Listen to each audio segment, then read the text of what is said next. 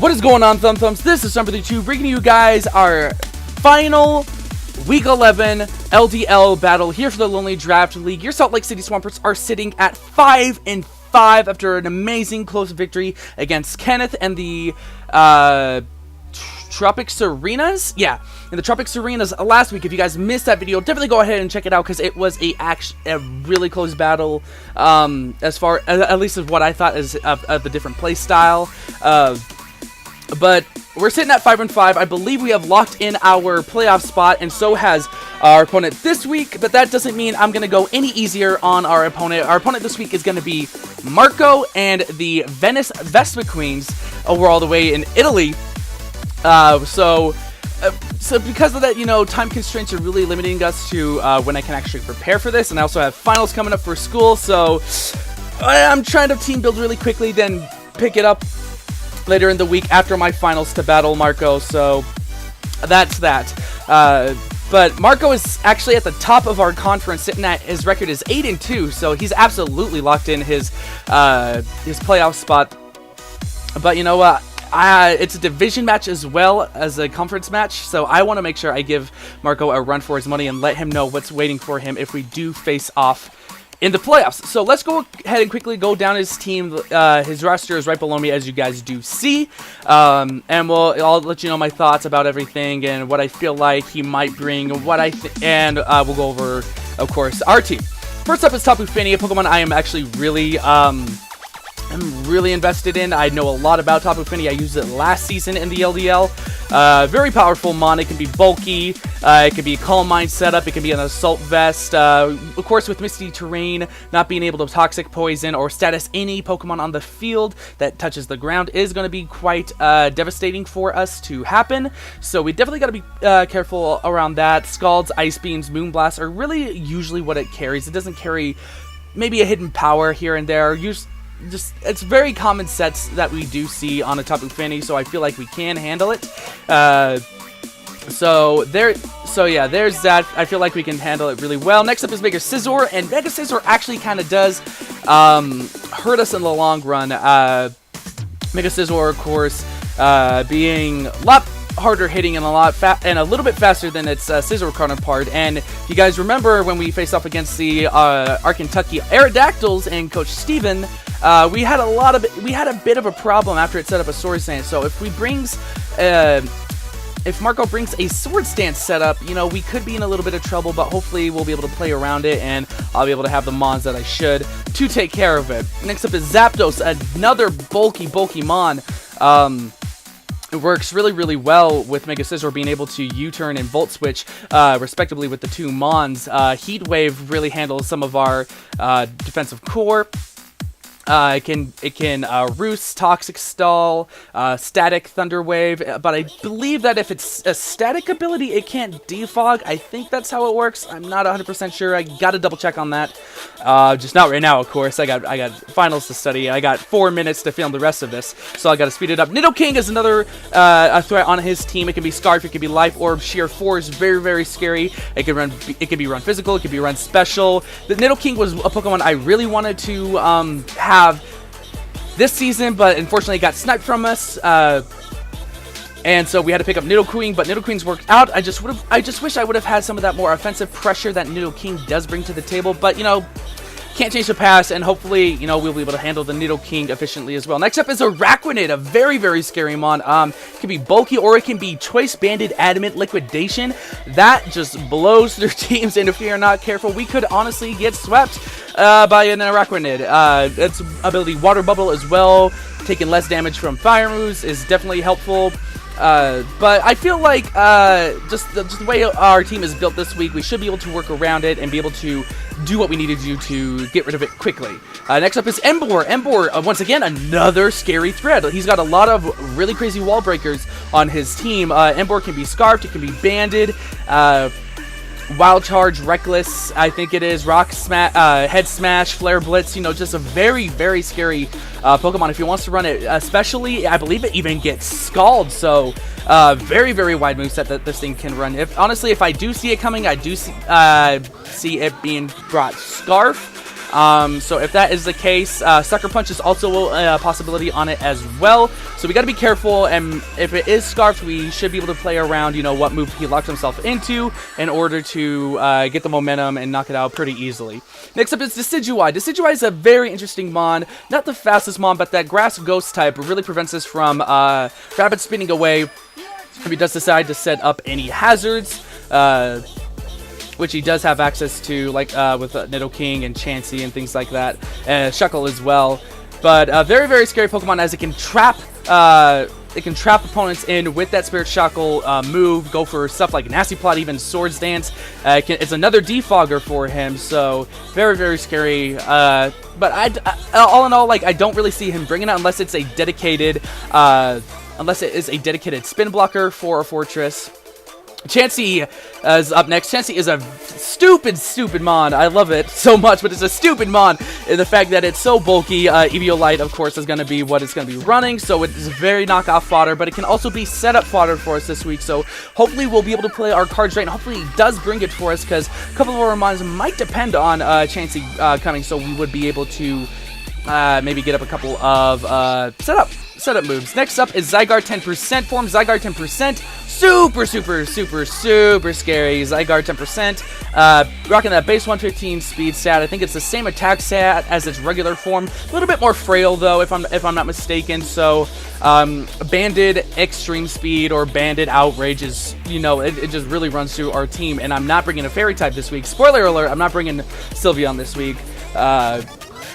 Which really could handle it, but with Mega Scizor there, it just wouldn't work out. But Zygarde, with its times 4 weakness to Ice, and the fact that it's not as bulky as regular Zygarde 50% form, I feel like we can really use it to our advantage and take care of it quickly. Next up is Shuckle. Shuckle is crazy bulky mon. Being able to set up sticky webs, stealth rocks, all that fun stuff. Being able just to toxic stall anything out. Sticky webs, like I said, sticky webs is super nuts. Like if he brings any Scarf or if he sets up sticky webs, no one is going to be outspeeding anything. And so I do see sticky webs being a big bring this week for us, just because our team is really speedy. So hopefully it works out in our favor. Pardon me. It works out in our favor. To handle the Shuckle. Next up and finally is Uxie. Uxie is very bulky mon. I think rocking out a 130 defense and special defense. This thing is incredibly bulky. But all in all, not the highest HP, and really, while it does have a wide move set, if it's brought more defensively, it can't really touch us.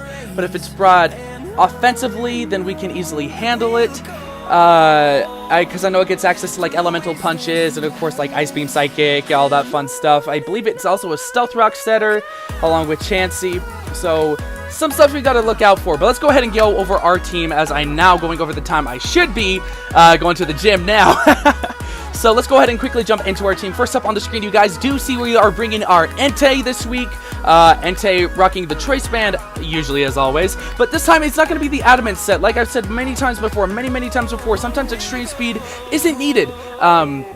Especially when things outspeed us, but we're running a Jolly Natured with 220 speed investment just so we can outspeed that Uxie, because it is base 95 if he does decide to run max speed on it. 252 attack, 12 defense, 20 in HP, Sacred Fire, and Stone Edge banded from this Entei. Really two-shots almost everything on his team, excluding, I want to say, the Tapu Fini and the... I want to say the Uxie.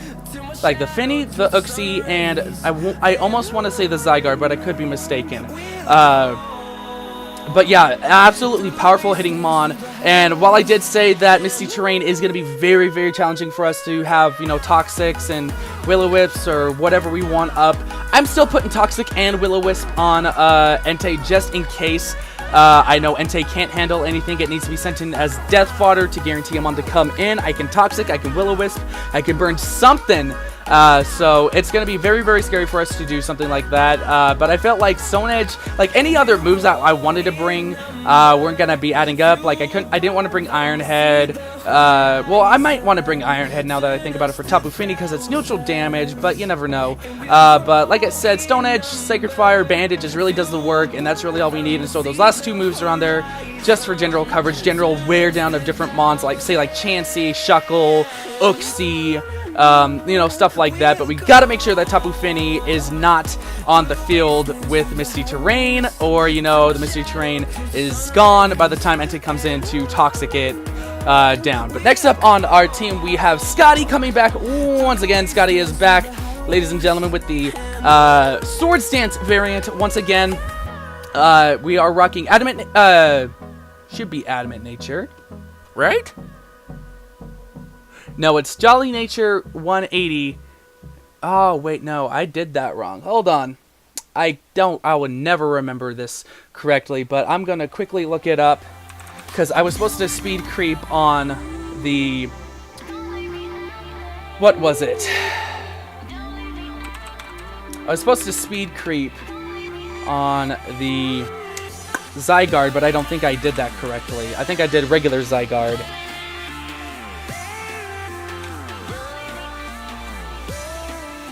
Level 50.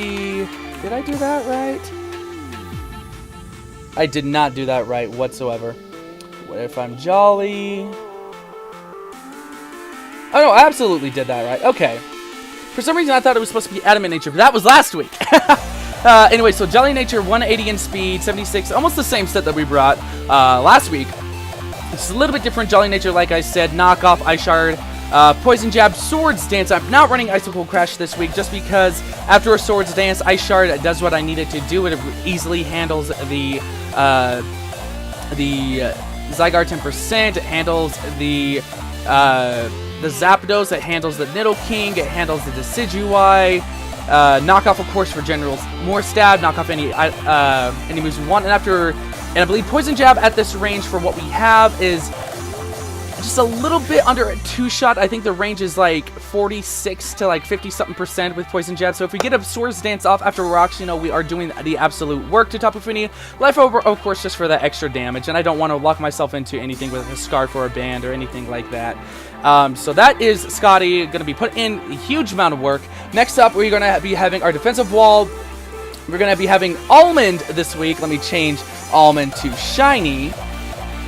Almond is coming this week, ladies and gentlemen, as really to set up all the, well, just to really be gimmicky. I might change counter on this over to Spikes, just for more added, what's it called? Added hazards, and I really actually might do that right now, so I don't forget. I'm gonna do that.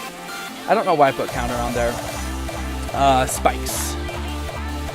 Yeah, his job is just to sit on the field, Ixnang on like maybe Flamethrower, Fire Blast, Nidoking, the Emboar, and eat up hits, set up Stealth Rocks, set up Spikes and Toxic things, and possibly get rid of hazards like Sticky Webs on our side of the field. That is his job. Our regular set that we've been running, Sassy, 252 HP, 252 defense, so there is that. Moving on. We have 3 Scoops making his return. It's been quite a while since we've used 3 Scoops. Rocking the Assault Vest as usual of what we kind of been running him mainly throughout the season, but with Sheer Force this week, Sheer Force just added just that extra little bit of damage to 2-shot near everything on his team, if not everything on his team, which was really, really nice, or not even get the 1-shots going. But we have 44 in speed to outspeed a min speed Chansey, which is super, super nice. This guy should be Adamant Natured. I was in Center Rush. I didn't put in the nature. So my bad. But Drain Punch, of course, hits a lot of things. It hits the Araquanid actually for a lot. The Emboar we 2-shot. The Chansey we 2-shot. The Zygarde we 2-shot.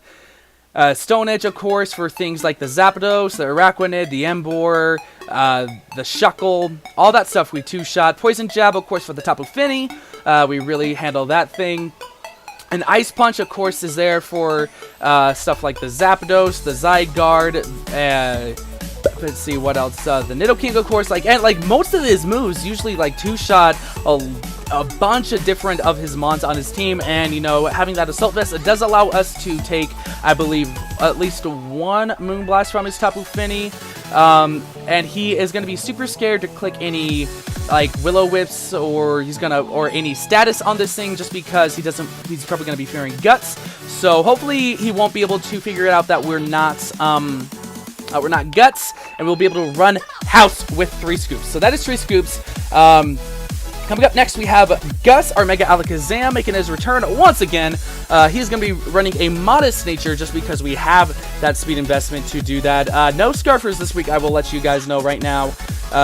Which is kind of scary considering the threats, but I feel like we have the right mons on our team to go ahead and get rid of all of his mons and to just take care of them super quickly. But so 108 in speed, Modest Nature, 148 in HP, just because I didn't have anywhere else to put it. Sight Shock is the better choice out of Psychic, just because more of his mons are more especially defensive, more so than physically defensive.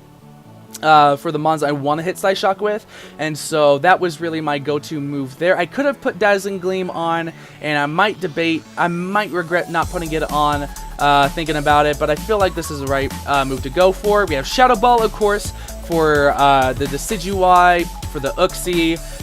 We have Hidden Power Ice, of course, for the Zapdos, for the Nidoking. Well, Sight Shock kind of takes care of that. The Zygarde 10% form. And Energy Ball, of course, for the Tapu Fini. Sight Shock, I believe, even does a lot of damage to that Mega Scizor. Well, maybe a 3-shot, but we can still probably get off a huge amount of damage. I almost put Hidden Power Fire on this thing for another answer to it, but at the end of the day, it's like that Hidden Power Ice is just so nice on a couple more things, a couple more of his walls that I need out of there, that I felt like Hidden Power Ice really outweighed the Hidden Power Fire. Could regret it, but you never know what's going to happen. And finally, on our squad this week, you guys, we are going to be going for the Joey Galaxy. Why does he not have an item? What item did I put on Joey Galaxy? This is a terrible team builder. I'm a terrible person, and I need to leave. I really need to leave quickly. I believe he was holding... I believe it was the Darkium Z, was it? I want to say it was the Darkium Z, yeah. For a couple reasons, I believe. Darkium Z Nasty Plot just restores our... No, does it restore health? No, that resets stats. That resets our stats. Never mind. What was it that I put on him? I can't remember. I can't remember, but I'm running out of time. So, Citrus Berry, I'm going to just put on there for now, just for general health. It might change for the battle. I definitely got to rethink that. But Nasty Plot set, kind of like what we were bringing last week. After one Nasty Plot, we can really one-shot a lot of things on his team. Thunderbolt takes care of the Tapu Fini, handles the Mega Scizor, handles the Zapdos even. Psychic takes care of the Nidoking, Thunderbolt for the Araquanid, Psychic, Thunderbolt either or for the Emboar, Dark Pulse for the Decidueye. Chansey completely walls us, but that's besides the point. We'll be able to set up on its face. Zygarde 10% form, I believe I think it's the Dark Pulse that will be able to really handle it there. Shuckle doesn't want to take any Thunderbolts, as well as Uxie doesn't want to take any Dark Pulses. So that's kind of our cleanup sweeper, and this is our team for this week. It's kind of similar to last week's, but you know, that's okay. We weren't able to really use some of the mons that we did bring last week, so hopefully this does work in our favor. And you know, when it comes to Entei, I wanted to play around with maybe like a special Gracium Z set, but it wasn't doing the right amount of damage that I wanted to, like Tapu Fini. So there is our team for this week, you guys. Let me know down in the comments down below what you guys think I should have brought this week against Marco and the Venice Vespiquen. And I'm just going to get up out of here. I got to get going. But I want to thank you guys so much for watching. If you enjoyed it, leave a thumbs up for your thumb brother and body slam that subscribe button. But without any further ado, I'm going to get up out of here. Thank you guys so much for watching. My name is Thumb Brother 2. I'll see you later.